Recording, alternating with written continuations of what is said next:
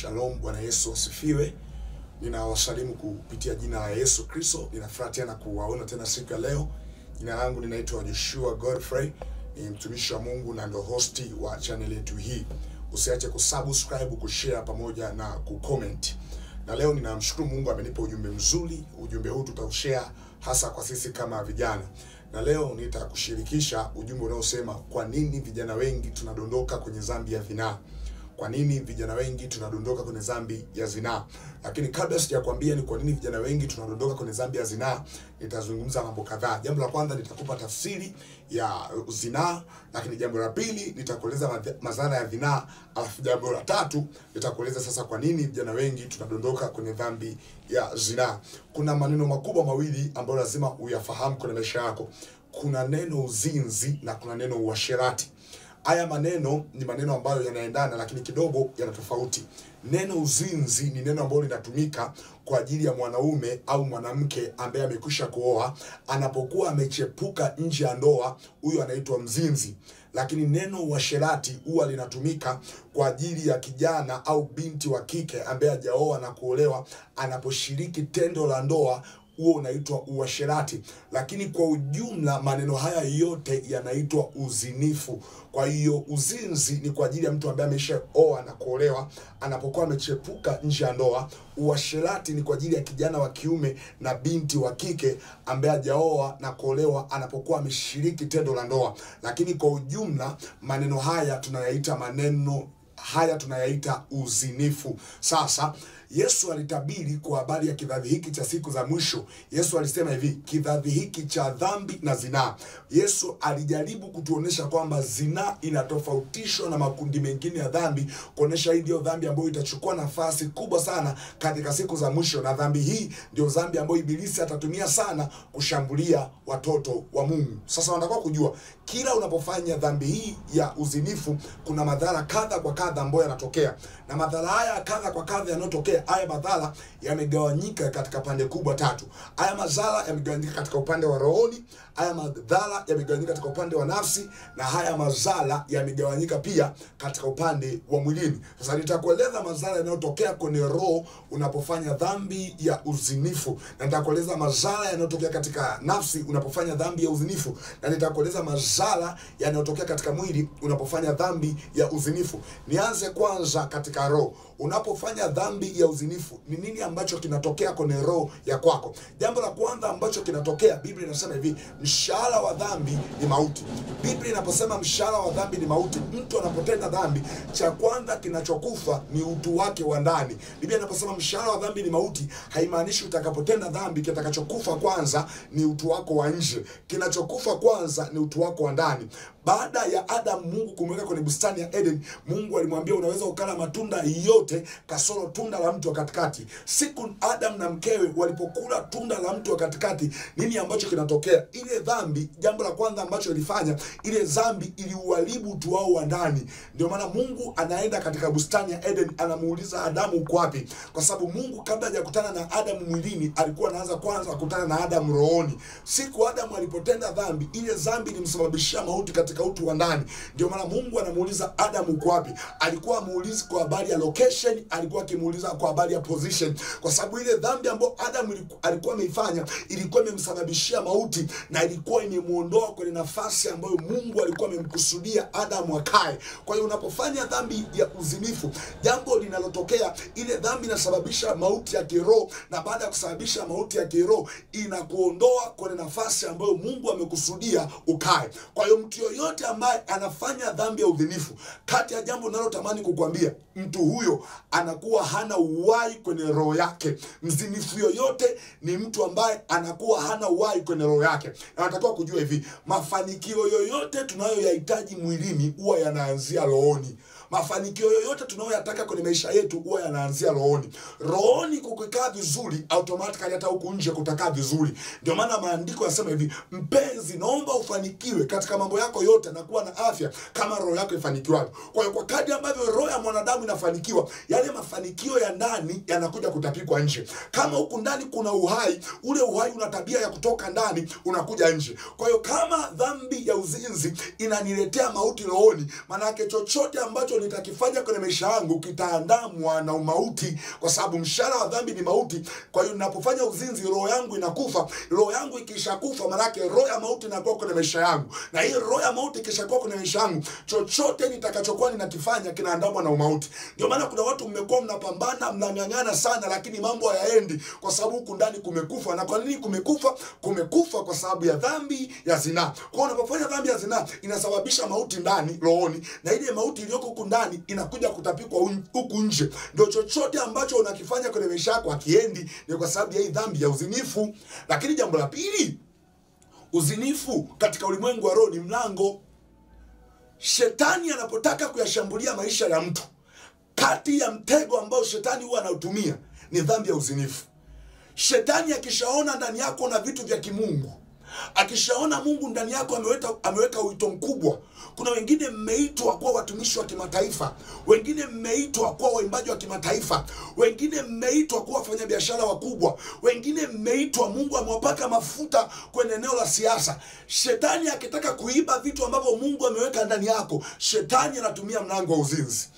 Watu wengi walikuwa na huduma, walikuwa na vipawa, walikuwa na karama kubwa ambazo Mungu aliweka ndani yao.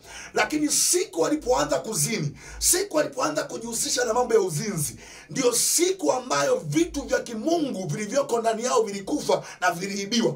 Kwa hiyo mlango ambao shetani huwa anatumia kuiba vitu vya kimungu ambavyo Mungu ameweka ndani yetu ni mlango huu wa zinaa. Wewe fuatilia watu wote ambao walianza vizuri kwenye eneo la kuhubiri, sasa hawasikiki. Ukienda ukakaa nao na ukawauliza vizuri, watakwambia saa nilipoanza kuzini ndio saa ambayo huduma yangu ilianza kufa. Fuata watu ambao zamani walikuwa wanaimba na walikuwa wanasikika na tulikuwa tunasema kwamba watafika mbali.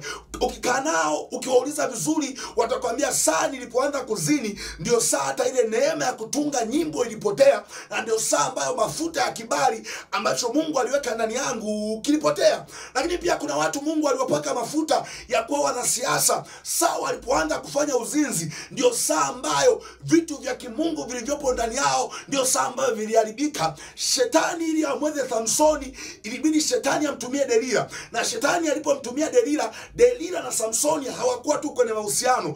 Delila na Samsoni walikuwa kwenye mahusiano ambao ndani yake alikuwa anahusisha uzinzi. Na kwa sababu ya Samsoni kuzini na Delila, nini kinatokea? Mbegu ile ya kimungu iliyokuwa kwa Samsoni ya kuitwa mnadhiri wa taifa, mbegu ile ilikufa. Samsoni aliyekuwa shujaa akaishia kwa msagangano. Watu wengi walikuwa na hatima kubwa, watu wengi Mungu aliwaita kwa ajili ya kizazi hiki, lakini zinaa imeondoa ule ubora ambao Mungu ameweka ndani yao. Zinaa imeondoa kile kitu ambacho Mungu ameweka ndani yao. Mwisho wa siku wameishia kuwa watu wa kawaida. Kwa hiyo mtu yoyote anapofanya zinaa inaua vitu vya kimungu vilivyoko ndani yako. Zinaa inaharibu vitu vya kimungu vilivyoko ndani yako. Zinaa inasababisha mapepo yapate nafasi ya kuchomoa neema ya Mungu iliyoko juu yako na vitu vya kimungu vilivyopo kwenye maisha yako. Lakini pia kama zinaa ni mlango, inaua vitu vya kimungu vilivyopo ndani yako. Baada ya zinaa kuua vitu vya kimungu vilivyoko ndani yako, shetani pia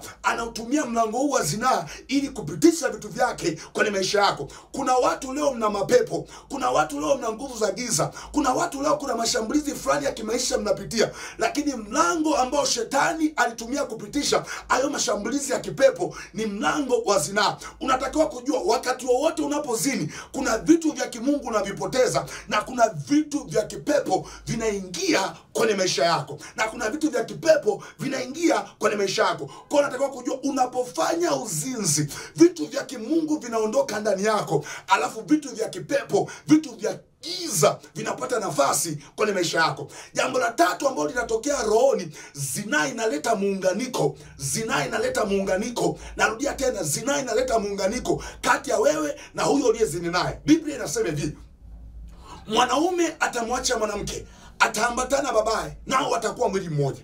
Kinachomuunganisha mwanaume na mwanamke kuwa mwili mmoja sio yale maneno ambayo mchungaji anaongoza pale kanisani. Kinachomuunganisha mwanaume na mwanamke kuwa mwili mmoja ni lile tendo la ndoa wanalokuwa wamelifanya. Na nisikilize, tunapoongea kuhusu ndoa, ndoa ni agano na ndoa ni mkataba, na agano lolote ili lifanyike lazima damu iwepo. Narudia tena, agano lolote ili lifanyike lazima damu iwepo. Walikuwa na nguvu ya kuliishi agano la kale, kwa sababu katika agano la kale ili kufunga maagano walikuwa wanatumia damu za wanyama. Katika agano jipya tuna nguvu ya kuliishi agano jipya, kwa sababu damu ya Yesu ilimwagika ikafunga ili agano jipya. Sasa kwa wadada kuna kitu Mungu aliweka kwa wadada kinaitwa bikira.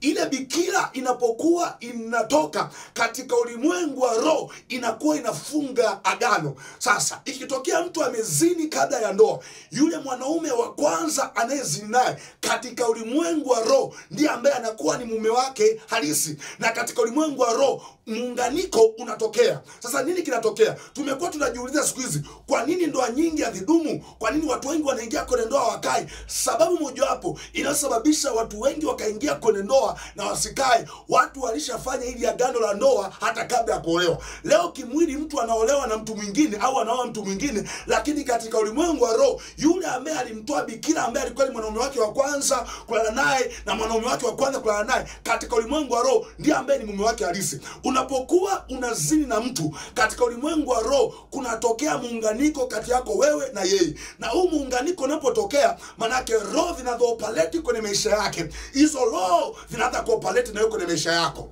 Matatizo magumu, magonjwa, roho za kulisi zilizopo kwenye maisha yake vinaanza kulisi na wewe, unaanza kujikuta na wewe hizo roho zinaanza kufanya kazi kwenye maisha yako. Kuna watu kuna tabia fulani hamkuwa nazo, lakini hizi tabia siku hizi mmekuwa nazo. Mlango ambao shetani alitumia kupitisha hizo tabia ni mlango wa uzinzi. Ulipoanza kuzini na huyo kaka, tabia za huyo kaka zikaanza kuhamia kwako, magonjwa yule kaka yakaanza kuhamia kwako. Kuna wakaka mko na tabia fulani, lakini tangu ulipoanza kuzini na dada fulani, matatizo yaliyopo kwenye maisha yake, miungu iliyopo kwenye maisha yake ikaanza kuhamia kwenye maisha yako. Kwa tunapokuwa tunafanya uzinzi, uzinzi unawaunganisha watu katika ulimwengu wa roho na kuwafanya kwa mwili mmoja. Hayo ni madhara yanayotokea katika roho. Inawezekana yakawa mengi, lakini mimi nimekupa baadhi. Lakini jambo la pili, mtu anapofanya zinaa, eneo la pili linalopata shida ni eneo la nafsi. Narudia tena, mtu anapofanya zinaa, eneo la pili linalopata shida ni eneo la nafsi. Na kwenye eneo la nafsi kuna vitu vitatu. Kwenye nafsi kuna utashi, kwenye nafsi kuna hisia, na kwenye nafsi kuna akili. Biblia inasema hivi, adhinia na mwanamke hana akili kabisa, afanya jambo litakalomwangamiza nafsi yake. Kwa hiyo mtu anapofanya uzinzi, kati ya eneo linaloathirika ni eneo la nafsi, na eneo la nafsi likiathirika, kati ya kitu ambacho kinapata shida ni akili. Mtu yoyote ambaye anafanya zinaa, moja kati ya eneo ambalo linakuwa na shida ni eneo la matumizi ya akili.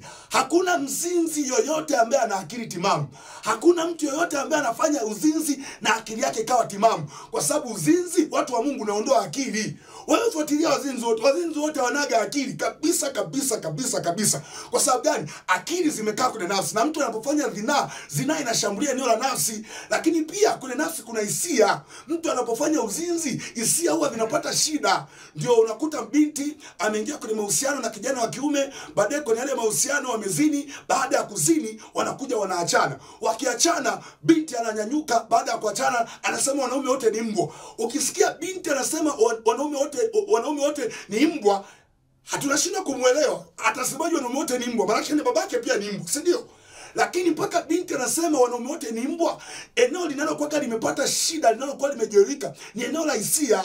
Ndio maana kwa watu wote ambao wamezoea kuzinizini, moja kati ya kitu ambacho ndani yao kinakufa ni upendo, kwa sababu upendo ni hisia.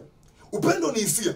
Kati ya kitu ambacho huwa kinakufa ndani yao ni eneo la upendo. Kwa hiyo hata akipata binti, yeye matazamio yake yanakuwa sio kuingia kwenye mahusiano na binti. Matazamio yake yanakuwa ni kulala tu na binti na kumwacha. Kulala tu na binti na kumwacha. Kwa sababu gani? Kwa sababu eneo ambalo limepata shida ni eneo la nafsi, na ndani ya nafsi ndiko ambako kuna nini? Na ndio kuna hisia.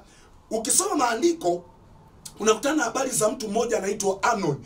Biblia inasema kwamba Amnon alimpenda dada yake anaitwa Tamari. Alipompenda dada yake ambaye anaitwa Tamari, Biblia inasema kuna jambo, sasa nitaelezea kwa baadaye vizuri, lakini Biblia inasema hivi, huyu Amnon alipolala na Tamari, nini kinatokea? Biblia inasema Amnon akamchukia Tamari kwa machukio makuu. Manake baada ya lile tendo la uzinzi, nafsi ya Amnon ilipata shida. Nafsi ya Amnon ilipopata shida, hisia za Amnon zikapata shida. Watu wengi kabla ya kuzini walikuwa wanapendana. Watu wengi kabla ya kuzini walikuwa na mipango ya kufanya ndoa. Lakini saa walipozini ndio saa ambayo nafsi ikapata shida. Nafsi ilipopata shida, hisia zikapata shida. Kutoka hapo mipango ya kuoana ikaharibika, na huo uchumba hujafika mahali popote, na hayo mahusiano hajafika mahali popote, yameishia njiani. Kwa hiyo unatakiwa kujua kwamba unapozini unaiharibu nafsi, na ndani ya nafsi kuna hisia, ndani ya nafsi kuna akili, na ndani ya nafsi kuna utashi. Mtu yoyote ambaye anafanya uzinzi, eneo lingine unapata shida hapa kwenye nafsi, ni utashi. Utashi wake hauwezi ukafanya kazi sawa sawa na vile ambavyo Mungu amekusudia. Kwa shetani akitaka akili yako isifanye kazi sawa sawa, atatumia uzinzi. Shetani akitaka kuziharibu hisia zako, atatumia uzinzi. Shetani akitaka kuharibu utashi wako, atatumia uzinzi. Eneo la tatu linalopata shida ni eneo la mwili. Eneo la tatu ambalo linapata shida ni eneo la mwili. Siku hizi kumekuwa na kesi nyingi sana za kwenye ndoa. Watu wengi wanaingia kwenye ndoa, wanasema mimi nimeolewa, mimi nimeoa, lakini mume wangu haniridhishi, mke wangu haniridhishi. Lakini unagundua hawa watu, shida ilianza ni kwamba walianza kufanya haya mambo mapema. Kwa sababu ya kufanya haya mambo mapema, tayari ule uwezo wao wa kuzalisha na ule uwezo wao wa kulifanya tendo la ndoa katika namna ambayo Mungu amekusudia umeshaharibika. Kwa sababu hiyo ndio matatizo mengi yaliyopo kwenye ndoa. Sasa nisikilize, kama uzinzi unaleta madhara kwa haya maeneo makubwa matatu, nataka leo nikueleze ni kwa nini vijana wengi wanadondoka kwenye uzinzi. Sababu ya kwanza inayosababisha vijana wengi wakadondoka kwenye uzinzi ni aina ya marafiki ulionao. Sababu mojawapo inayokusababisha zinaa isikuachie. Kila siku unapita mbele za Mungu unasema, Baba, kuanzia leo ninatamani kuacha. Baba, kuanzia leo ninatamani kuvuka. Lakini zinaa imekuwa inaendelea kukushikilia. Ni aina ya marafiki ulionao. Biblia inasema tembea na wenye hekima nawe utakuwa mwenye hekima. Kama nikitembea na wenye hekima na mimi nitakuwa na hekima, manake nikitembea na marafiki ambao ni wazinzi na mimi nitakuwa ni mzinzi.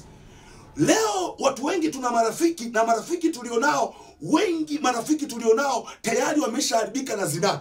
Na kwa sababu ya kuharibika na zinaa, wanatamani na sisi tuwe watu wa zinaa. Unakutana na marafiki wamekaa wanapiga story. Wanasema unajua ukiwa kijana, unajua ukiwa binti, usipofanya dhambi ya zinaa na usiposhiriki seksi utapata ugonjwa wa kuchekacheka. Kwa hiyo unakuta huyu kijana anaamini kabisa na yeye kwamba ili niwe kijana na ili nionekane kwamba nimekamilika na ili nisipate ugonjwa wa kuchekacheka, lazima nishiriki tendo hili la zinaa.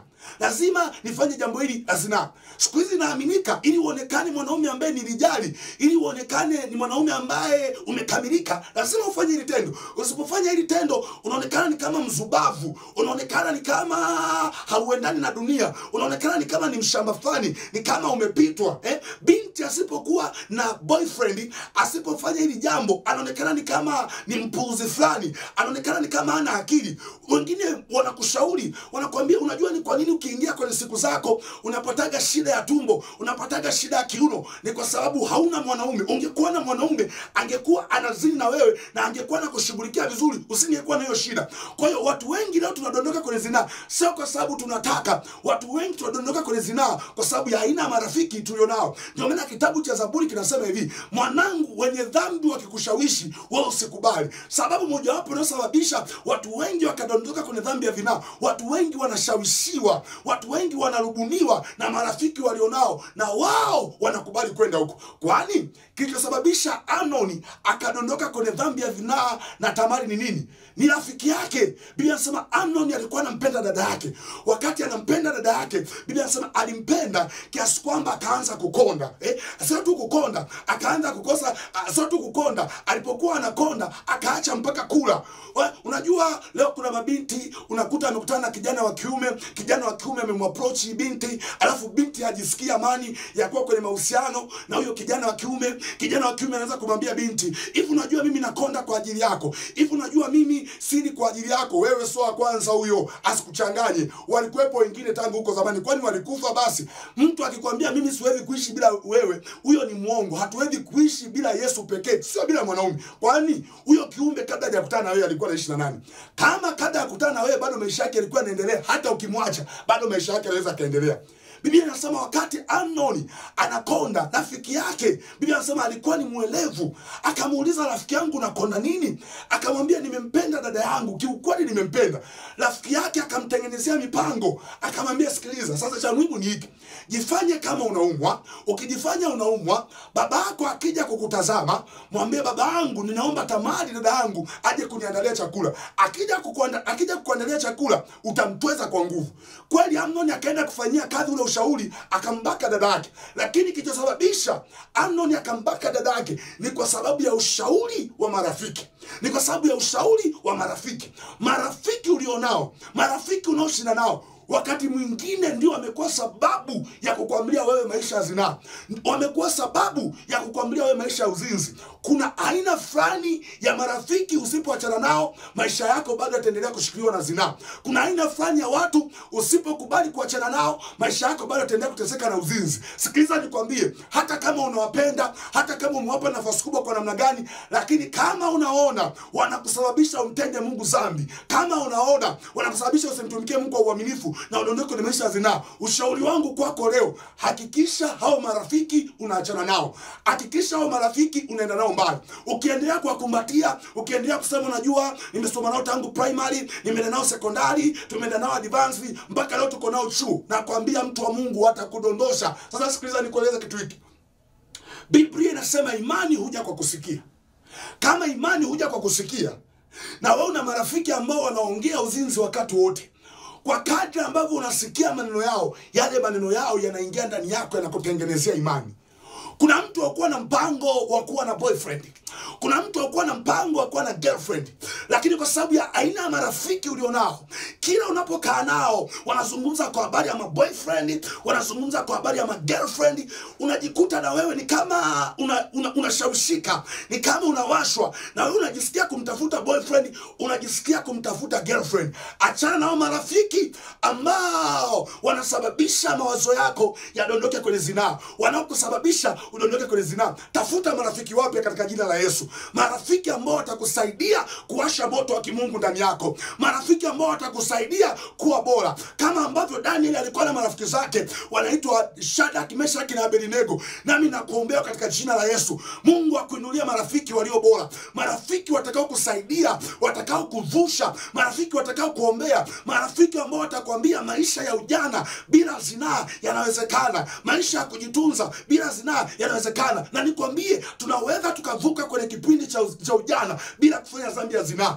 Biblia inasema watakatifu walio duniani ndio bora na ndio pendezwa nao. Kama duniani maisha ya utakatifu yasingekuwa yanawezekana, ili andiko lisingewekwa. Mpaka ili andiko limewekwa, maana yake tukiwa hapa duniani maisha ya utakatifu yanawezekana. Anasema watakatifu walio duniani na ndio bora na ndio pendezwa nao. Unaweza ukaishi mbali na maisha ya zinaa. Unaweza ukaishi mbali na maisha ya uzinzi kabisa. Anasema iweni watakatifu kama mimi nilivyo mtakatifu.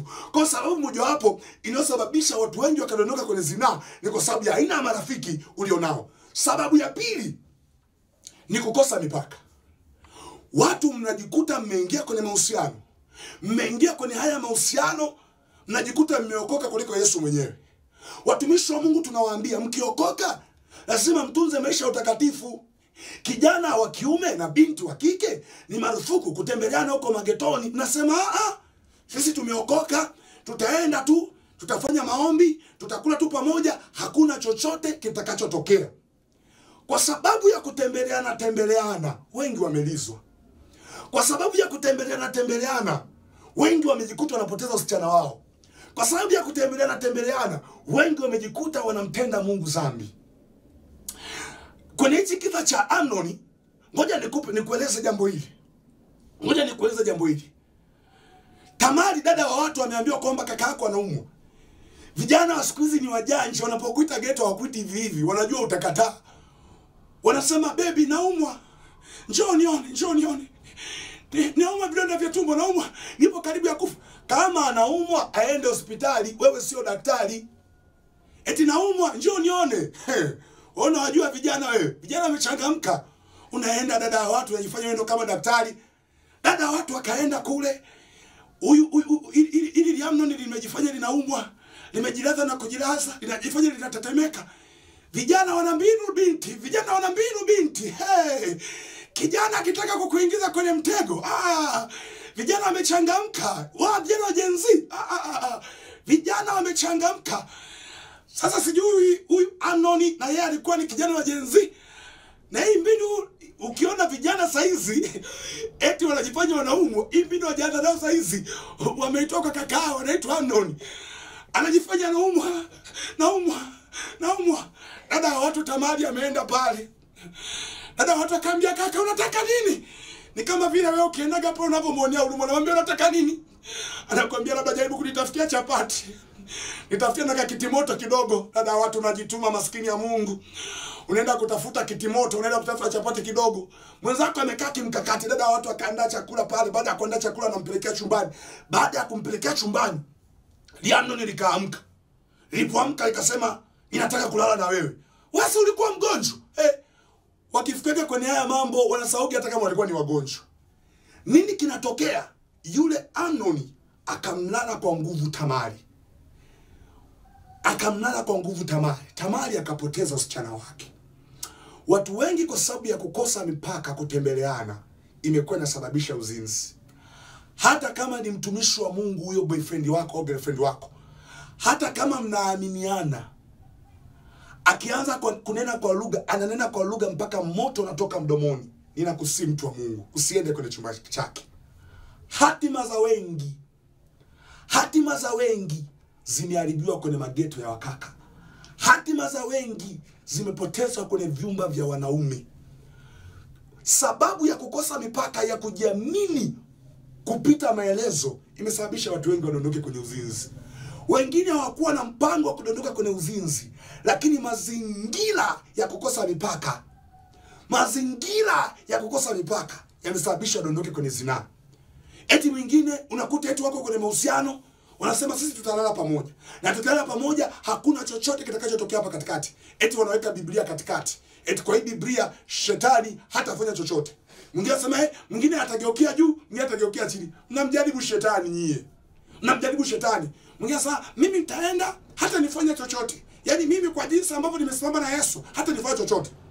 Na unakuta umeenda kule, mazingira ya zinaa yametokea. Mazingira ya zinaa yakitokea, badala ya kukimbia, unaanza kukemea. Sikiliza, zinaa hatuishindi kwa kukemea. Zinaa tunaishinda kwa kukimbia.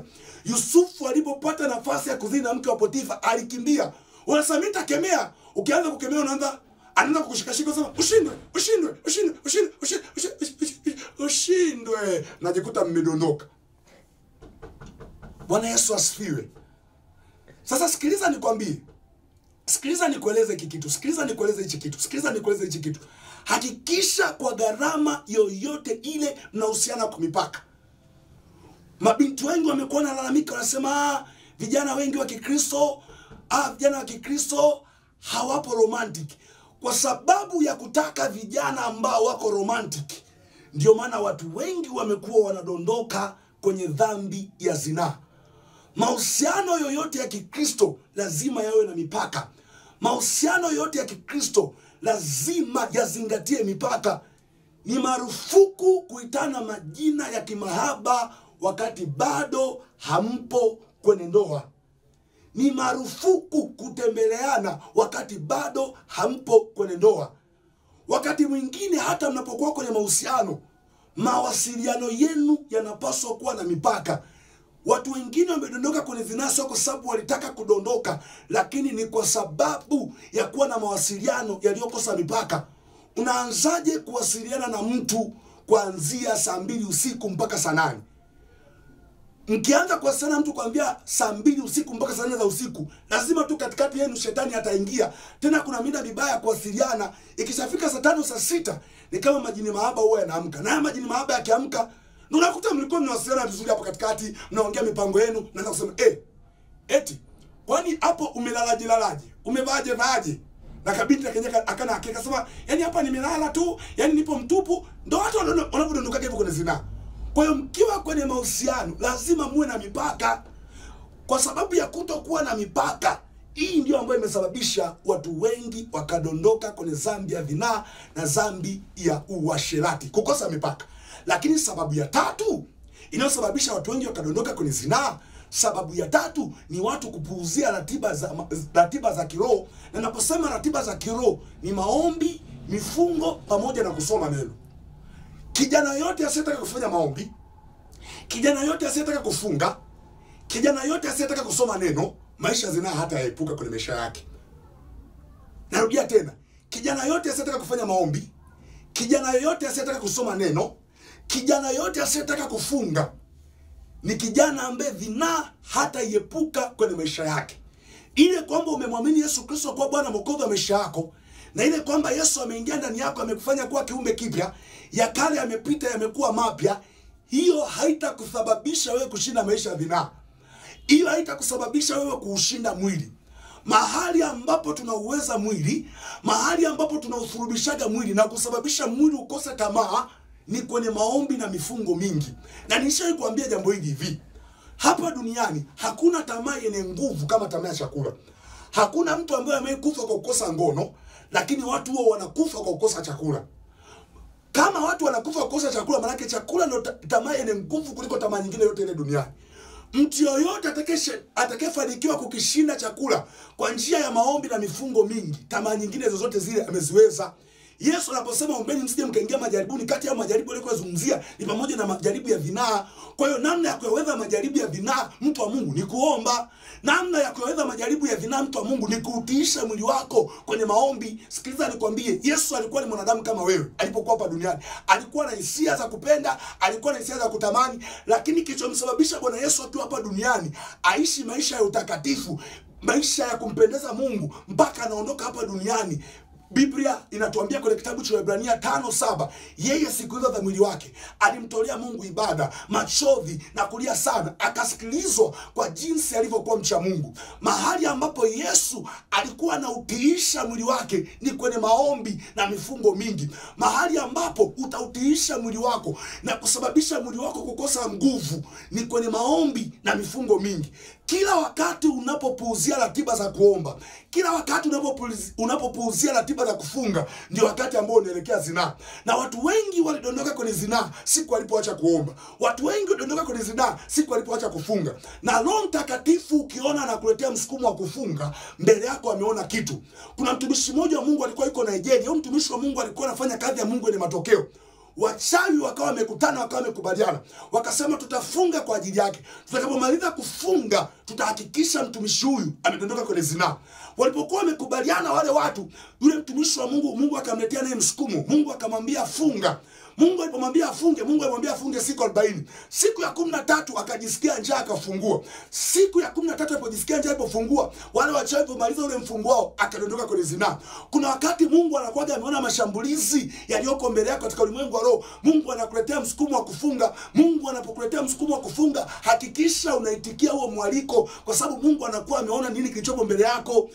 Kuna watu hapa ni mashahidi. Siku ulipoacha kuomba, siku uliyoacha kufunga, ndio siku hiyo hiyo uliyodondoka kwenye zinaa. Kwa kila wakati unapopuuzia maisha ya maombi na maisha ya mifungo, ndio wakati ambao zinaa inakuwa karibu na wewe kuliko chochote. Mtu mmoja aliwahi kuniuliza, sasa mimi kama kijana, kuna wakati nasikia mwili unawaka tamaa, kuna wakati najisikia hisia, nawezaje kuvitiisha hizo hisia? Nawezaje kuvituliza? Mahali ambapo tunavitulizaga hisia watu wa Mungu ni kwenye maombi na mifungo. Mtu yoyote ambaye anakaa muda mwingi kwenye maombi na mifungo, mwili hautamuendesha. Ukiona mwili unakuendesha, ni matokeo ya kutokukaa kwenye maombi na mifungo mingi. Sababu ya mwisho kwa leo nitakayokuonesha inayosababisha watu wengi kadondoka kwenye zinaa ni roho za kulisi. Kuna familia unakuta unatoka, hii familia moja kati ya kitu ambacho kinatembea ni roho ya uzinzi. Sasa mtu asipopata maarifa ya kimungu, asipopata neema ya kumsaidia, unakuta hii roho ilianzia kwa babu yake, ikaja kwa baba yake, inafanya kazi na kwako pia. Na mimi nakuombea katika jina la Yesu, ikiwa kuna roho yote ya kulisi ambayo inakusababisha uwe mzinzi, inayokutumikisha kwenye maisha ya zinaa, Mungu akupe neema ya kuvuka katika jina la Yesu. Ninaamini kabisa kwa hivi vyanzo vinne ambavyo nimekuonesha leo, Mungu akupe neema uvifuatilie kwa makini na uishi maisha ambayo Mungu atakupa neema ya kujizuia mbali na kujitenga na maisha ya zinaa. Tumebarikiwa sana. Usiache kusubscribe, kushare pamoja na kucomment.